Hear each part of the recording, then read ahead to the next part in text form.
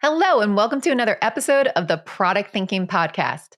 Today, we're going to be talking with Raluca Apostol all about the advancement of HR practices and how she's harnessing AI to make them better. Raluca is the co-founder and chief product officer at Nestor, which is a revolutionary people intelligence platform leveraging the power of AI and predictive analytics to drive workforce agility, performance, and growth. But before we dive into that, let's go to our Dear Melissa segment. Remember, every single week, I am answering your questions about product, technology, and business right here on the podcast. So make sure that you go to dearmelissa.com and let me know what questions you have. All right, this week's question is about getting a job in product management. Let's dive in. Dear Melissa, I'm currently pursuing a master's and have over 4 years of experience as a software engineer. I'm trying to get an internship in product manager roles. I want to know what qualities and skills recruiters are expecting from a candidate like me so that I can start working towards that direction. This will help me build my portfolio and resume. Thanks for your help. So, when you're trying to get an internship, which is usually your first job as a product manager, you're probably not going to have all the hard skills a product manager needs. And that's okay, because I would not expect somebody in an internship position to know how to write amazing user stories or do UX or anything like that. That's what that internship is for.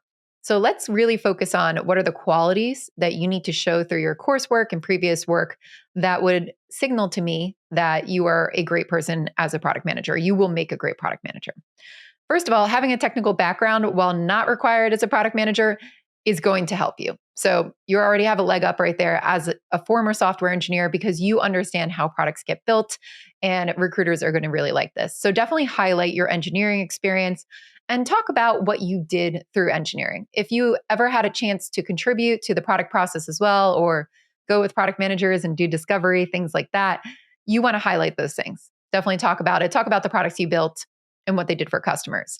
A great way, even if you've never been a product manager before, but to highlight some things that come off product managery, which is not a word, but let's call it a word, on your resume, is really trying to use the same terminology and language we do. So if you can talk about the way that you built products or products you built before and what they did for customers, what the business outcomes were, and highlight what problems they solved, that language is already going to come through to recruiters, and it's going to signal to them that you have the right mindset for a product manager. So a lot of times, even if you didn't lead the product or you weren't the product manager, we can still formulate what we did on our resumes in a way that will signal to somebody that we have those good problem solving skills that would make a great product manager in the future. Besides that, there's a couple skills that I look for when I'm hiring interns, and we can break those down and figure out how do you show that through previous projects as well. So first of all, I'm looking for an analytical problem solver. Can you pull insights from data, qualitative and quantitative, and make decisions off of that? What trends do you pick up on? Can I throw a bunch of information at you and you can synthesize it and determine a direction forward? That's very important. Also, do you dive deeper into the problems that are surfacing from the data? So if you see an insight, are you curious? Are you asking why? Curiosity is a really big part of being a product manager. I want to see somebody who's going to look at that data, follow up on those trends, try to figure out what's happening, uncover those problems underneath. So that's a really good signal that you're in the right mindset to be a product manager, because we're always tracking down what are the problems we can solve, why do they exist, how can I make it better? So you want to be relentlessly driven to make things better and to solve problems for customers and worrying about the user. So that's the number 2. Do you think about the people that you're building things for? So whether you are solving processes or volunteering or doing projects with coworkers or anything like that, are you thinking about the person who's going to use that product or be the consumer of that process or whatever help you're doing at the end of the day? I want to see that you're thinking about not just how you want to build it, but you're considering the other people who are going to want to build it. So can you demonstrate that through past projects? Another one is really a collaborative leader. So how do you work with teams? What kind of projects have you done with them before? Product managers cannot accomplish things on their own. We don't usually build the code. We don't usually do the UX. We need other people to help us, right? So how do you work with teams? Can you inspire a team to get things done? Do you give good direction? Do you work collaboratively with others? Can you bring a whole group of people together, listen to their ideas, synthesize those ideas, and make them feel like they're a part of something? How do you treat stakeholders who might not be on your team but are giving you feedback? How do you listen to feedback? I think all of those things are really important. As a product manager, you need to be really collaborative, not just with your team, but with your customers and with the stakeholders. You have to listen to feedback, you have to digest it, you have to make sure that you understand that it's not personal. It's not personal feedback. I want to see how you're reacting to that. Are you taking it into account? And then are you looking at why it was given and determining a path forward? So that's really looking at somebody who can inspire a team, take all those pieces, put it together, listen to others, and then decide to act. That's really what I'm looking for in those positions, because every single day as a product manager, you will never be working alone. You do not go off as a lone wolf and sit in the corner and build things. You have to be good with people. So that's a big skill. Next one is communicating. So another people skill here. Can you take complex ideas or solutions and distill them down into easy to understand communication tactics, whether they're presentations or written, written things, anything about how you're talking to others, about why you're doing stuff? Is it concise? Does it recognize what the context is for that other person? So, for example, if they're not technical, are you just throwing technical terms at them? Or are you actually saying, hey, this person doesn't have that type of knowledge. How do I explain this in a better way so that they get it? I'm really looking for good communication techniques, because you're going to have to do that to everybody around you on your teams, to stakeholders, and to leaders. So if you can refine your communication techniques and distill very complex ideas down to easy to understand digestible bits of information, that's a really good sign. You also need to have high EQ, emotional intelligence in this area. You have to really be able to read the room, understand where people are coming from. This goes hand in hand with getting feedback, but you have to really understand the lay of the land of the people you're talking to. And you want to show that you can communicate with leaders, or you can communicate with marketing, or you can communicate with sales, or various people that might not have the same context or points of view as you. So those are just some of the skills that I'm really looking for when I am trying to hire somebody that's going to make a great product manager. You have to work with people every day. So all these are people skills, right? They're about trying to get people on your team, and that's okay. You don't need the hard skills when you get into an internship with a product manager. I don't expect everybody to come in and know exactly what a product manager does. That's the job for the internship to really suss out for you. Do I like this? Do I not? And I've seen a lot of people go into product manager internships and say, hey, I hate this. And that's okay too. You're going to learn all those things there. So focus on the attributes that come up through your other projects that are going to make you great at learning those skills, adapting to new environments, and being able to be a successful product manager when it comes to working with people. That would be my suggestion. All right. And now we're going to dive into the rest of our podcast and go to talk to Raluca. Welcome, Raluca. It's great to have you on the podcast. Hello, everyone. Thank you so much, Melissa, for having me today. It's great to be here. So you have been a multi-time founder, and you are now on this mission to help HR with Nestor. Can you tell us a little bit about what made you want to start this company? What kind of problem were you trying to solve? Definitely.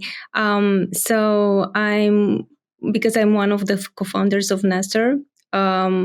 We started Nestor back in 2018, and one of the problems that we solve at Nestor today is one of the personal experiences that I had.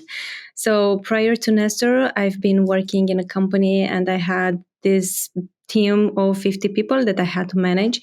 My background is technical, so by education, I'm an engineer, and I had a team of about 50 people that I had to manage. So I had like 3 projects for different customers. And for me, it was so hard at the time to identify the right people in my team based on the capabilities that I wanted to have. And at the same time, to deliver with high performance the projects that I was involved in. And of course, you also retain the people. So when we started Nestor back in 2018, we thought of solving this problem, how to help managers build better teams, high-performing teams, and at the same time find the right people for their team so that they can actually deliver on the projects. At this point in time, Nestor evolved. So Nestor is a little bit more than that. We don't help only managers.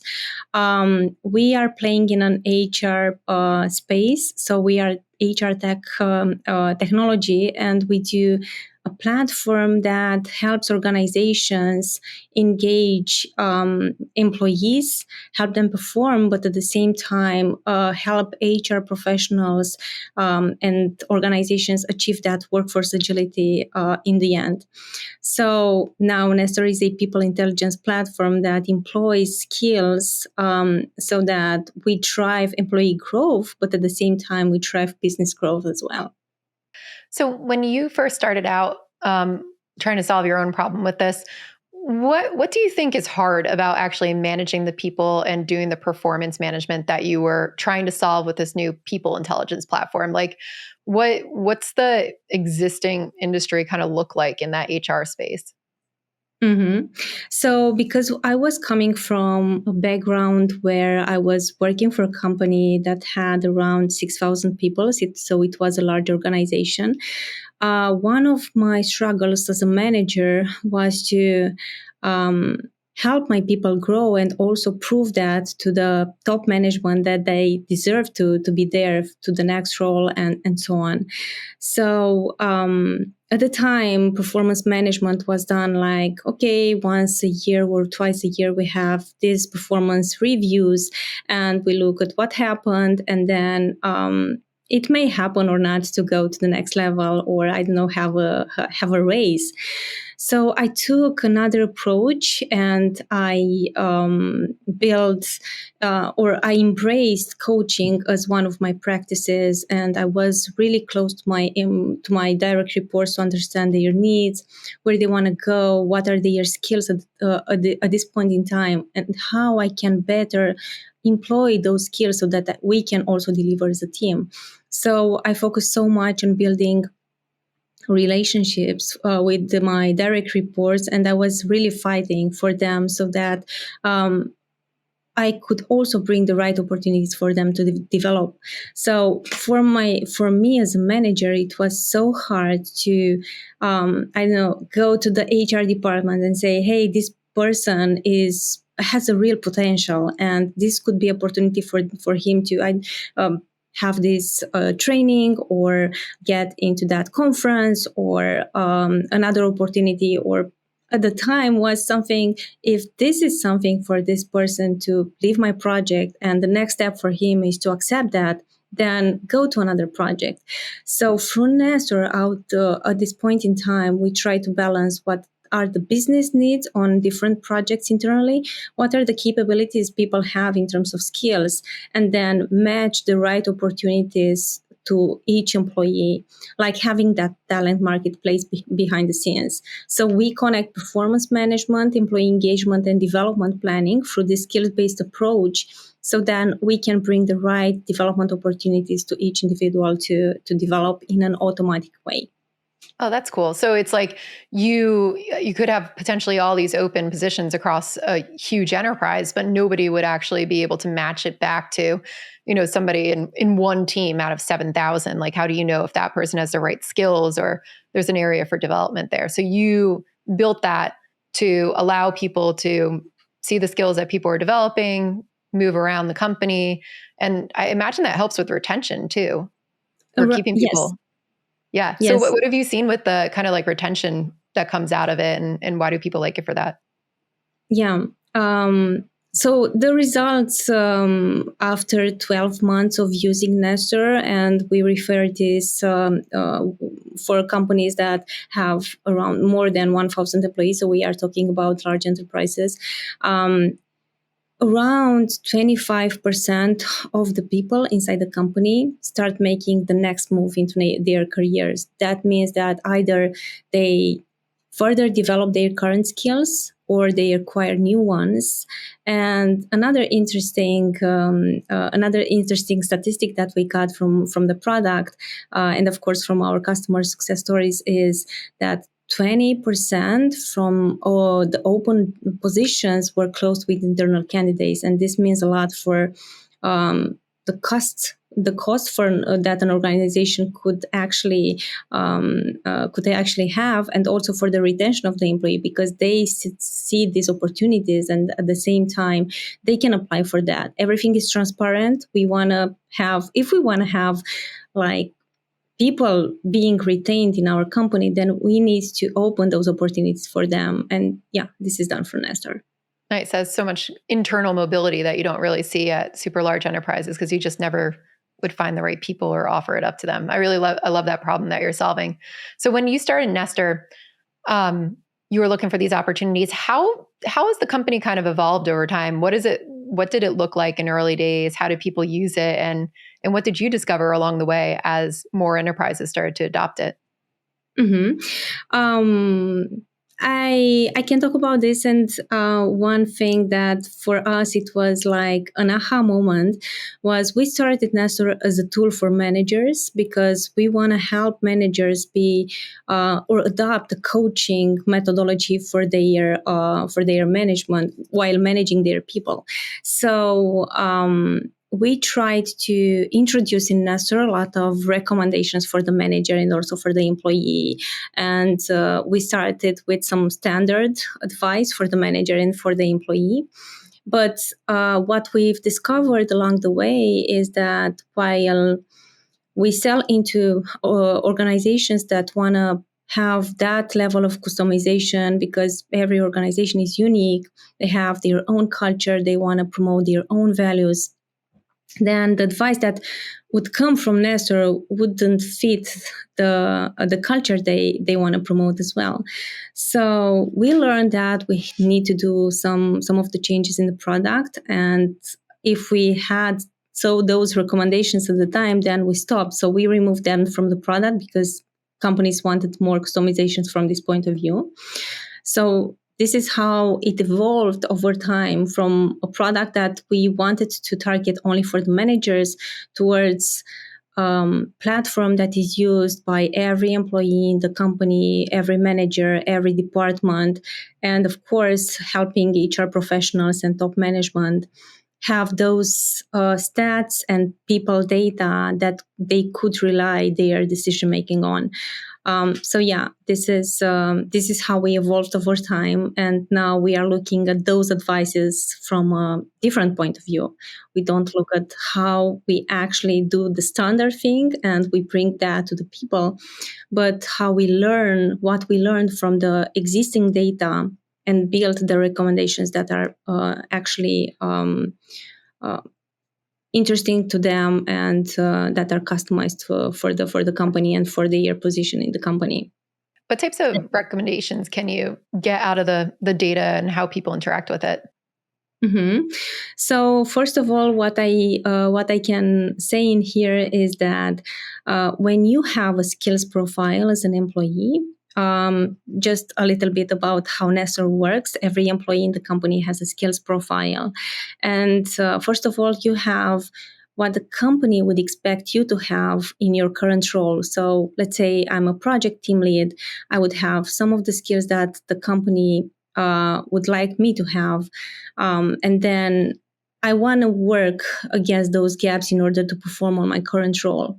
The second thing on your skills profile would be those acquired skills that you may have from other experiences in other companies, like or from other hobbies or activities that you are doing. Like I could have some other skills because I'm complex from a person perspective, and I can do multiple things besides the required skills on my role.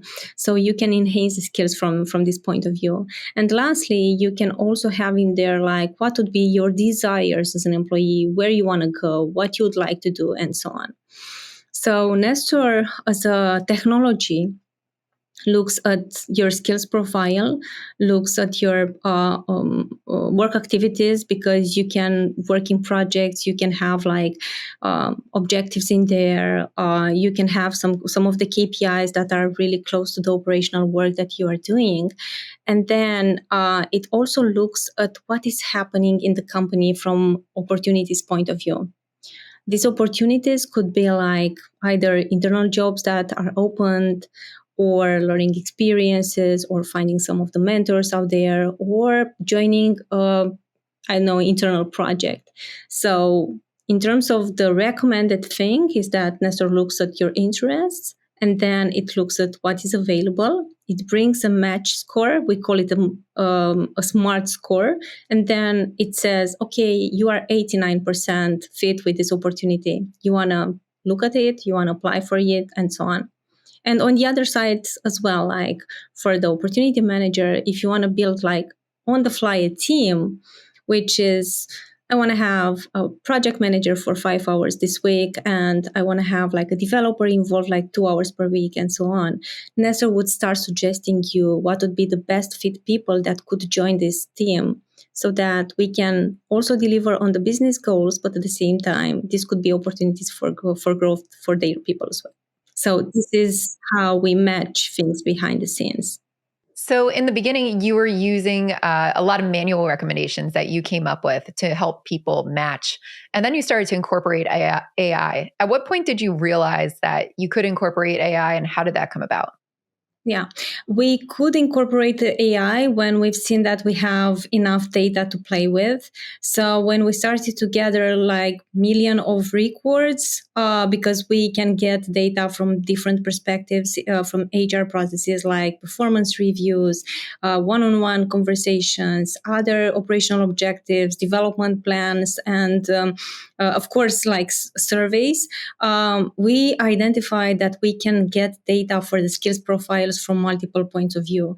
So once we had all these data points, then we said, okay, this is the moment where when we need to employ AI and the matching algorithms behind the scenes, so that we can do like the recommendations the employee wants, and at the same time to also recommend for the for the projects what your ideal team would look like on that one.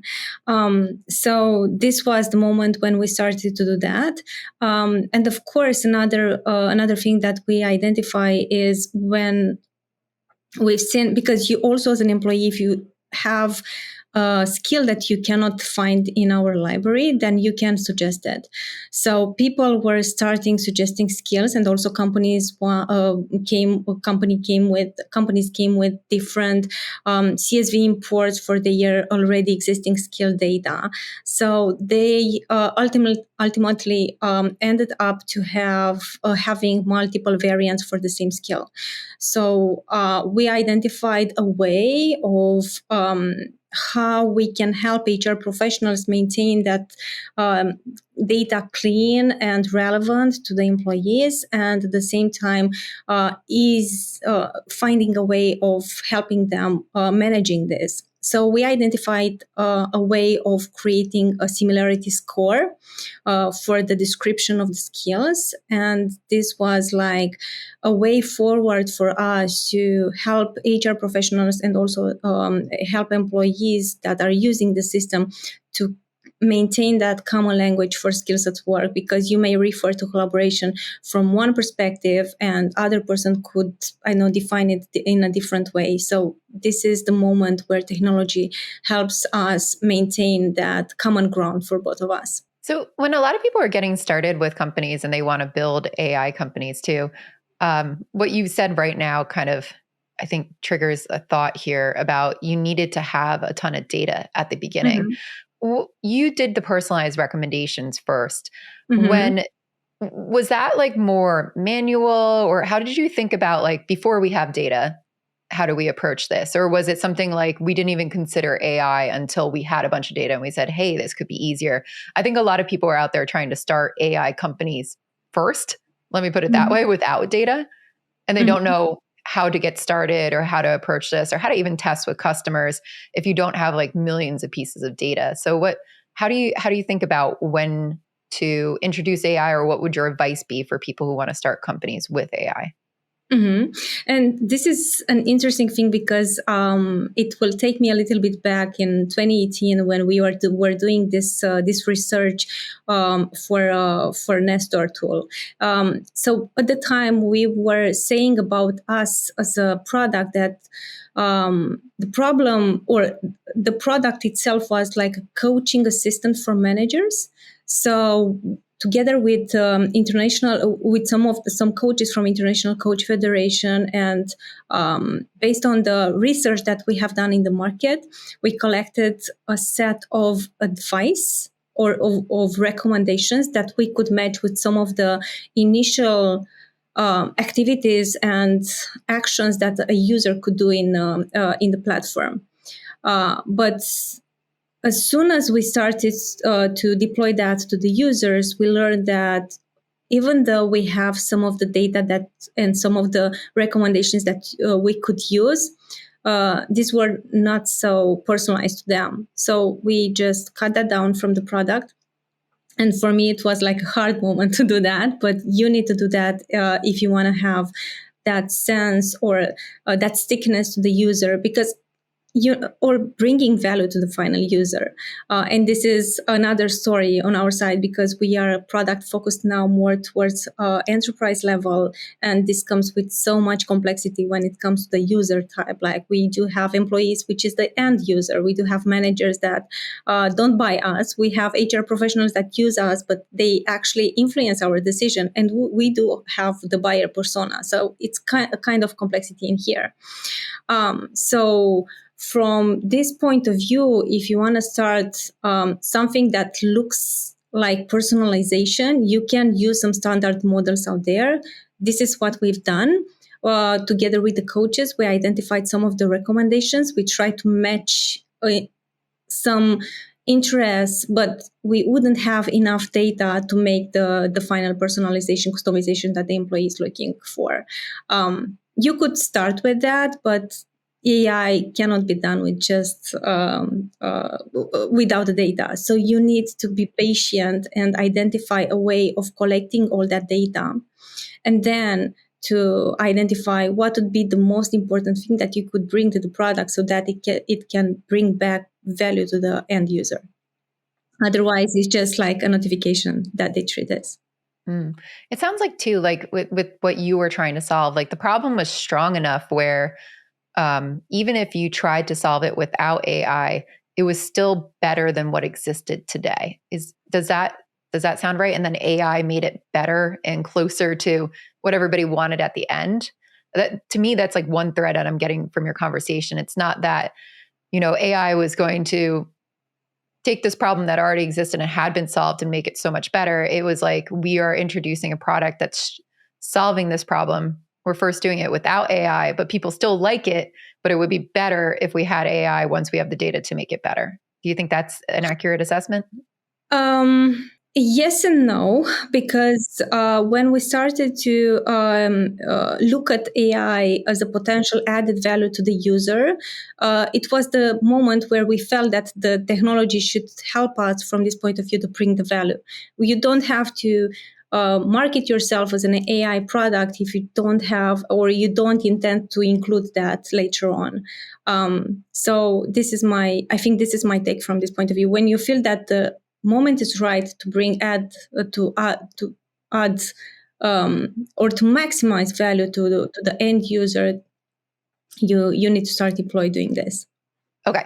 Yeah, I think we're aligned there. I'm just like All really right, bad at expressing my thoughts, but it sounds like you looked at AI as a tool to drive maximum value rather than the solution itself.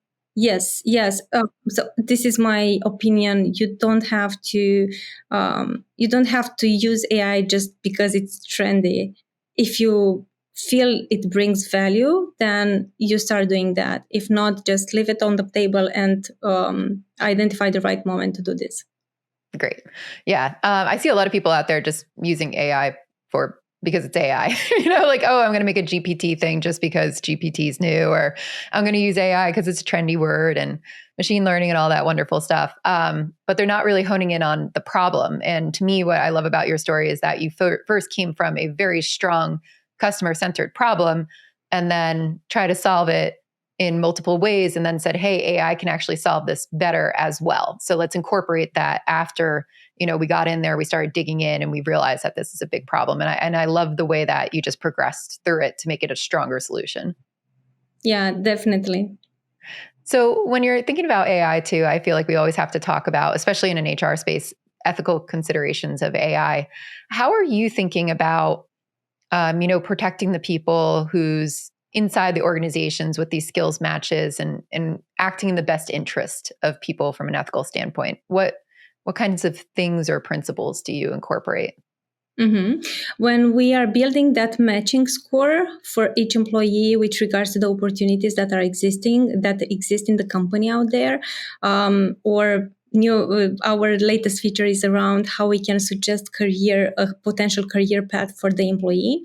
It's very important to look at their capabilities, because lastly, we don't want to employ technology to take decisions for the individual, but we want to employ technology to help the individual make the right decision for him. So we come with just suggestions, but they are the ones that have the final input on that.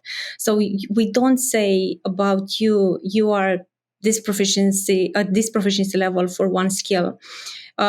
We just use data so that we can bring up to the manager, to the employee, to all the data that we collect around the skill, so that you are the one that makes the final decision. So we help you with this data. This is one thing. And on the other one, we don't consider at this point in time, we don't consider anything like your race, your religion, your gender.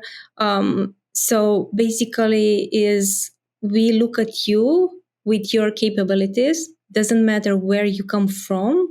You are unique in your way, and you have your unique ways to succeed. So this is our approach. This is our take on this. And when you're getting the capabilities into the system, like how do you manually put it in as a staff member? Like if I was a product manager on a team, I can enter my own capabilities, or are you assessing them in different ways? Like how does that information kind of make it into the system? Mm-hmm. The information comes into the system from multiple data sources. We can integrate through APIs with the other systems that the company has already in place. We are, again, a tool that is integrated with other tools inside the organization, because they have an infrastructure and we live with that.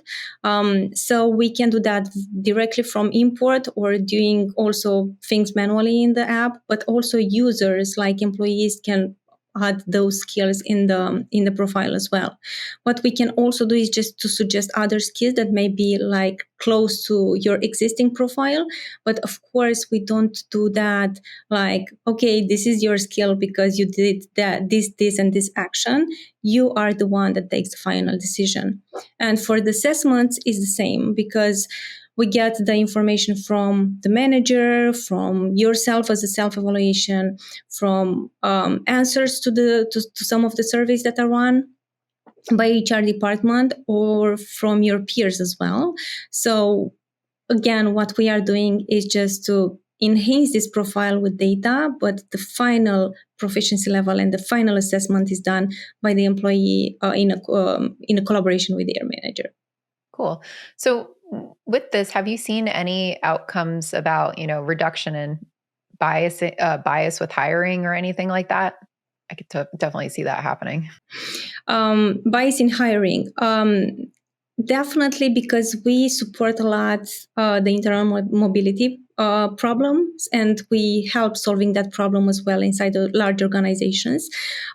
So you could definitely come and access some of the opportunities out there, because this is your history. So it's something that is not, I get a recommendation from one person or another one. Everything is transparent, and because we bring this transparency inside the company, it's something that helps a lot eliminating the bias. So the data is there, the history is there.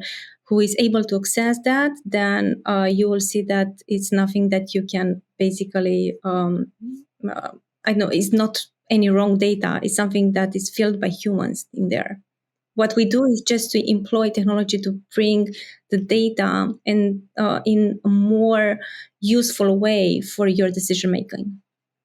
Yeah. I could definitely, like, from what I know about hiring or what I've seen too, a lot of these opportunities really only come up for people you know, or people that are Right, around you, or definitely. people you saw that you thought were good. And this feels like a little bit more of an objective way to get the right people into the right places. So I like that it cuts Mhm. down on just the smaller pool that you might know in an organization to recommend somebody into that position.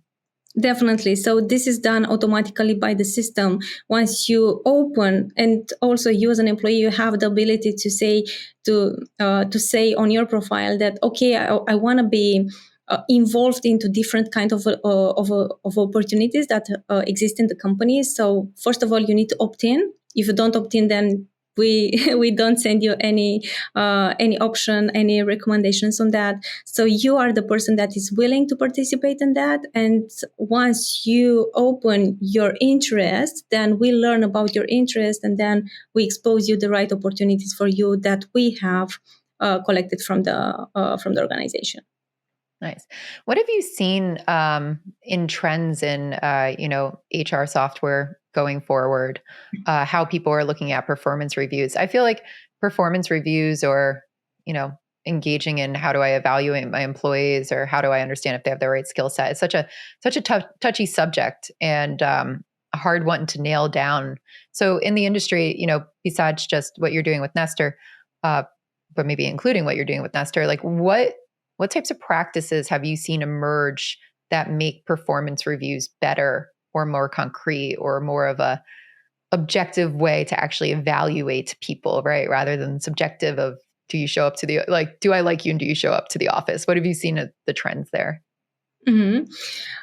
What I'd love to share is that HR tools in general are not loved by people. So this is one of the problem out there, because the adoption of HR tools is not so high. We've seen so many platforms that are used just because they need to be used, because someone from the top management or from the HR department needs some data in there.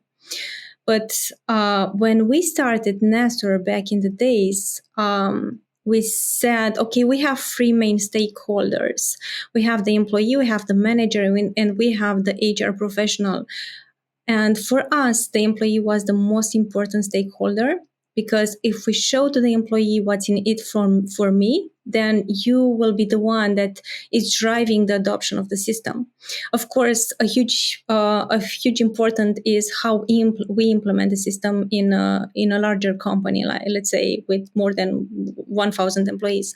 But you, as the employee, if you know what's in it, it's in it for you in there, then you'll be the one that goes back to the system, and you will see this like a platform, like a tool that is helping you and is not bringing you more problems or more situations for justification and so on.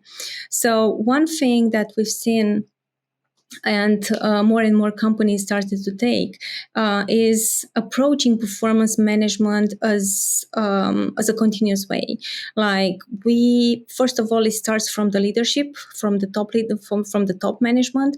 You need to adopt this idea of being more transparent and working with, let's say, goals, and some of them are also implementing OKRs, because we do also have this module in Nestor, doing everything in a transparent way, saying that this is the strategic direction that we take as an organization, and then this is the way we cascade down, and then this is the way our employees will also contribute from the bottom up towards our mission with their initiatives, and doing that like on a weekly or bi-weekly basis. Then the performance review is just a moment in time. And this is one thing that we achieved through Nestor, like from periods like 3 weeks, we shortened the process to a few hours for the manager, because they just need to see this is the form. Okay, this is the activity that happened over time. I know about this activity. I just need to make this check in here. And on the other side, getting the feedback and collaborating on transparent goals, then this is something that also helps the individual to be more engaged into that. Because if you would see, Nestor, when you actually hit your target, or at least progress against your target, you'll see that you are also progressing against the organizational and strategic goal as well. So it's like helping the individual identify the contribution towards the company's strategic direction, and it's not just an activity that is done in isolation, and it is evaluated by your manager. So everything in Nestor is almost transparent, of course, as much as you want the transparency to be. But we enable that, and most of the companies that implemented Nestor adopted that level of transparency. Cool. That sounds like a much better way to engage things. When you're looking at the OKRs, I think this has been a hot topic, especially for product managers. I've seen, personal development metrics. Here's what I need to do as a personal, to get better at my job, to move up the ladder. And then there are like company goals that you are tied to. How do you think about, and what's the right way, I guess, as somebody who's studied this a lot, what's the right way to balance and measure how people go towards company-driven goals like OKRs and personal-driven goals? Because some of the pushback that I've heard, especially from product managers or people in organizations, is what if I can't hit the OKR that I've been assigned because of things that are like outside of my control, right? Mm-hmm. Other things are happening.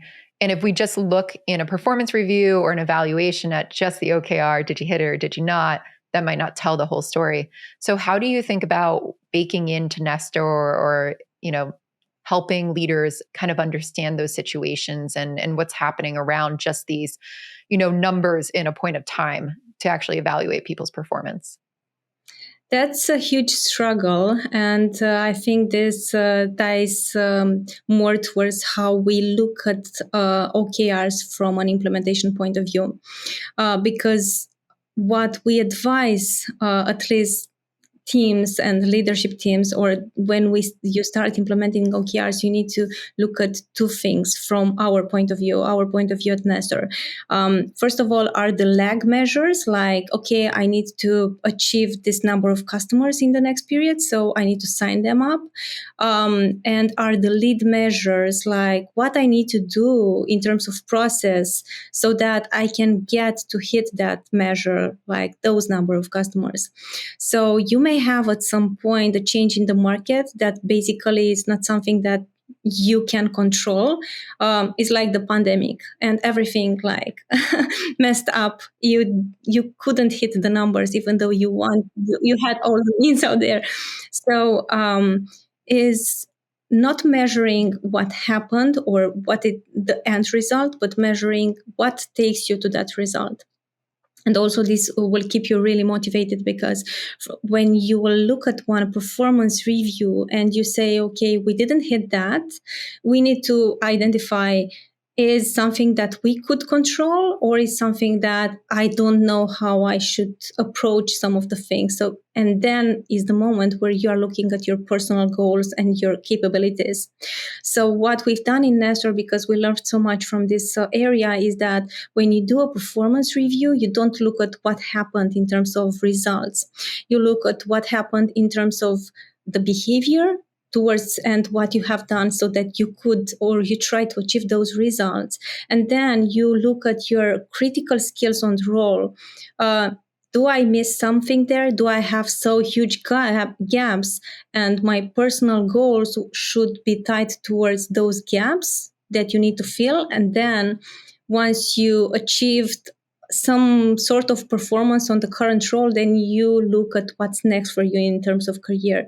So a development plan for you as an individual would be like, I should perform on the role, and then I should think how I could exceed my role so that I can get to the next level. Great. That's a nice, robust way of actually looking at it. One of the things I hear people struggle with as well, especially product managers, I keep bringing this back to product managers because that's our audience, but going from a individual contributor, let's say, up to a managerial level, when you're looking at skill development, especially inside an HR organization or areas like that, how do you help people understand how to make it to the next level, right? Like what do you advise companies do to make that transparent? And then what's your advice for somebody who does want to move up into a managerial role about how they should look at their skills and how they should start to think about that? From my point of view, first of all, you need to define what means this language from the skills perspective, because you may refer to one thing, one manager from one department would consider, let's say, collaboration in one way, another manager would consider in some other ways. So the HR, and what we've done for Nestor as well, is for the HR department to be the facilitator in this alignment. Because once you have some skills in the library, then you can contribute to enhance that. This would be one thing. And then what it means for you as an individual to be, let's say, aware of on this skill, and what it means for you to go to the beginner level and then proficient level and then advanced level, and specify and if that is the sense for you as a product manager to make visible to your direct reports what this means in our team, you can do that in Nestor as well. So providing so much clarity in this direction is so important for the employees, because it will remove frustration. It will also add for each individual, it would add so much clarity in what I need to achieve in order to do that, or what behavior should I adopt in order to go towards that. And lastly, and one thing we also introduced in Nestor later on is how we help managers learn more about the behaviors and the skills at the team level. This is huge information for the managers and also for the individuals, because you may answer some questions which around that are around some behaviors, but Nestor will bring up the skills at the team level, like how we collaborate, like those interpersonal relations that could bring to the managers so much information about their managerial potential, like the leadership part, and then for each individual where I am compared to the average for in my team. So we bring data on both sides so that you as an individual, you know what you should be expecting when you go and you'll be a manager one day. So another part of this too is people who want to move into a role that requires people management experience. Let's talk about that. That's a hot topic. It could be any role.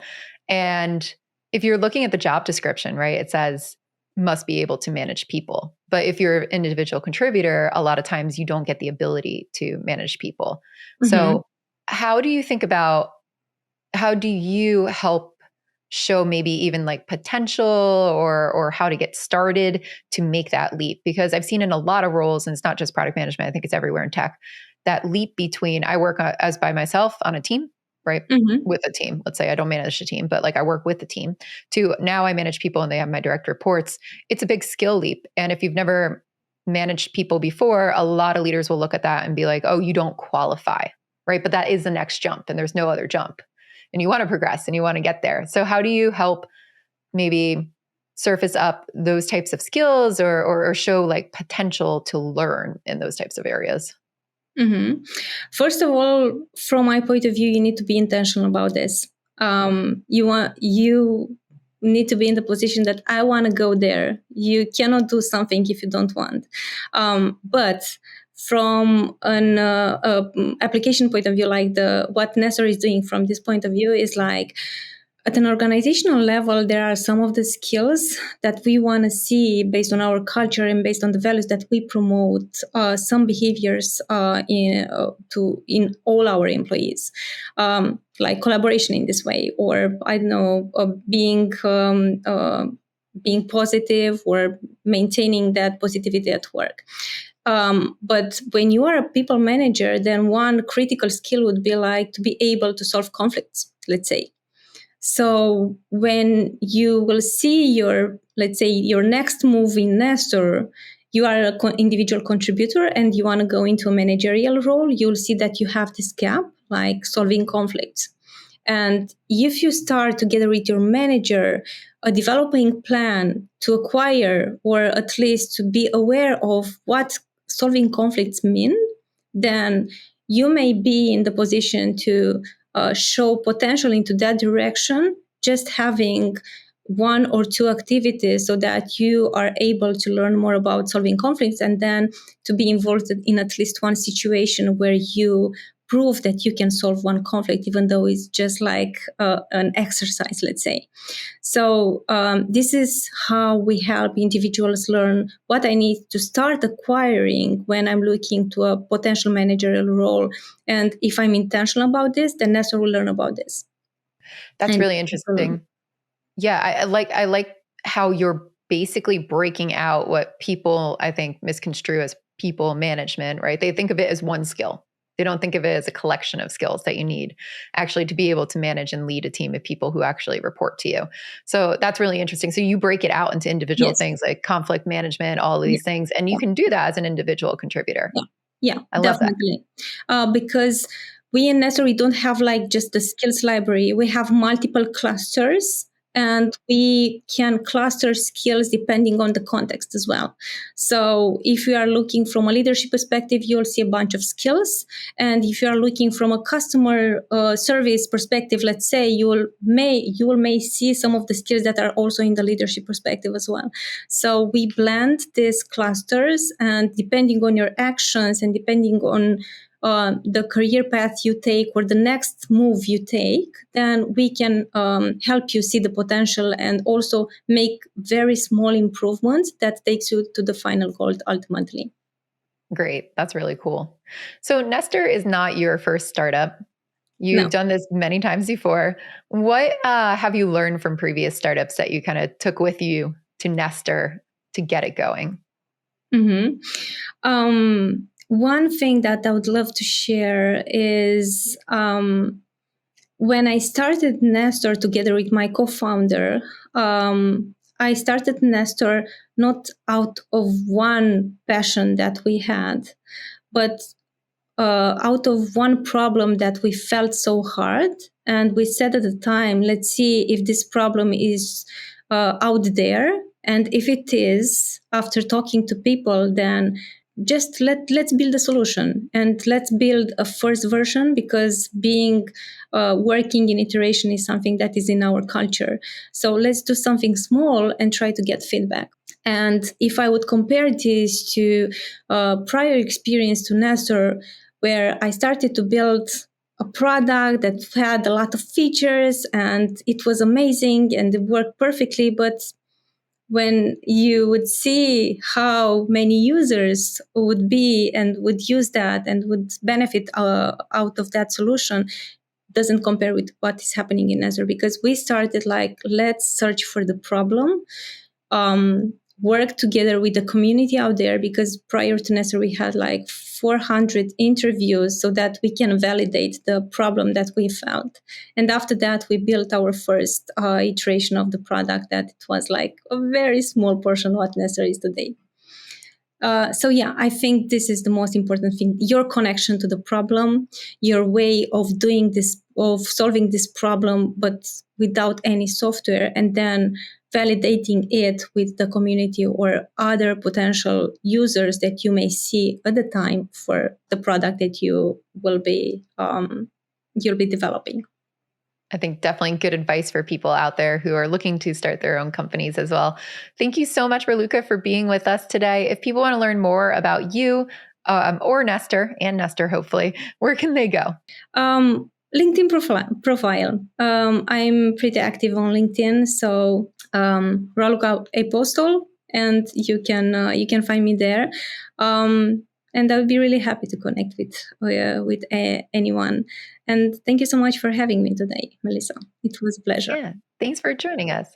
And we'll link to all of those links in our show notes. So if you go to productthinkingpodcast.com, you can find all the information that you seek right there. Thank you so much for listening to the Product Thinking Podcast. Come back next Wednesday where we'll have another fabulous guest, and make sure that you submit any questions you would like to have answered on the Product Thinking Podcast to dearmelissa.com. We'll see you next Wednesday.